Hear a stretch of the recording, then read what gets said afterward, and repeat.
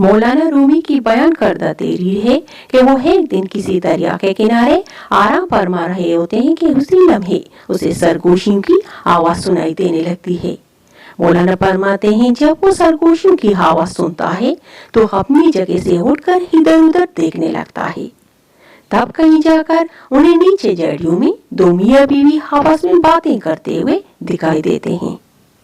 वो कहता है कि मैं अभी पलटने वाला ही होता हूँ कि मियाँ अपनी बीवी से कह रहा होता है कि हाजरा तेरी बहन की बारी है, उनके पास बहुत सारा सोना है। वो खातून अपनी मियाँ की बातों का जवाब देते हुए कहने लगती है कि हाँ, मेरी बहन के पास सोना तो बहुत है, मगर हम उन्हें कैसे हासिल करेंगे। मियाँ कहता है बहुत ही आसान है, यहाँ से जाने के बाद तुम सीधा अपनी बहन के घर चली जाना और रात को किसी बहाने से उन्हें जंगल की तरफ ले आना, बाकी मैं खुद संभाल लूंगा।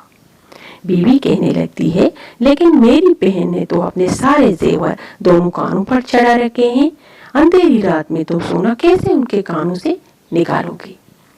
मियाँ कहता है कि मैं उनके दोनों कान चाकू की मदद से काट लूंगा। मौलाना रूमी फरमाते हैं जब मैं अनजाने में वो सब सुन लेता हूँ तो फौरन वहां से अपनी हारमगाह की तरफ वापस पलट आता हूँ, और खुशकिस्मती से उन दोनों की नजर मुझ पर नहीं पड़ती। मैं दरिया के किनारे बैठकर अल्लाह की सदाएं जोर जोर से लगाने लगता हूँ। जब वो दोनों मेरी आवाज सुनते हैं तो उनकी सारी तवज्जो मेरी तरफ हो जाती है और वो अपनी जगह से उठकर मेरी तरफ आ जाते हैं।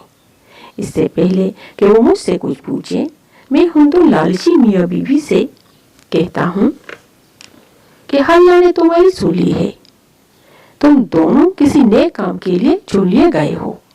मेरी जबान से ये कलमात अभी अदा ही हुए होते हैं कि वो दोनों एक साथ पूछने लगते हैं, मौलाना हमें क्या करना होगा।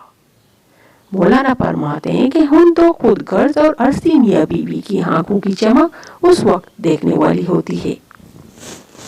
सो मैं इन दोनों से कहता हूँ कि इस दरिया के दूसरी पार वो दरख्त आपको दिखाई दे रहा होगा, आज मगरिब की आज़ान के फौरन बाद सिर्फ तुम दोनों मियाँ बीवी किसी को बताए बगैर उस दरख्त के नीचे खुदाई करेंगे।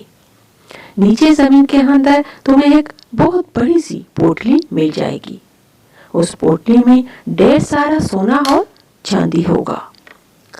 उन जेवरात को बेचकर उन अशराफियों से माल मवेशी खरीद लेना।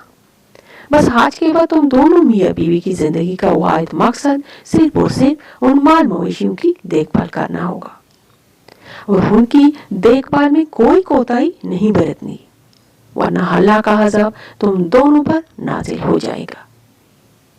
अभी यहाँ से उठकर फौरन अपने घर जाएं और मेरी इन सब बातों को गिरा में बांध लें और इन पर सख्ती से अमल करें।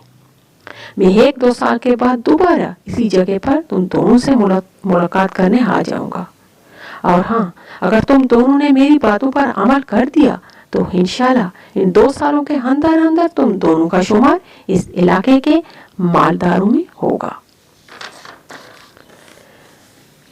सो वो दोनों वहां से चले जाते हैं। अब आप सुनने वाले जरूर ये सोच रहे होंगे कि मौलाना ठहरा दरवेश आदमी, भला उनके पास सोने और चांदी का क्या काम।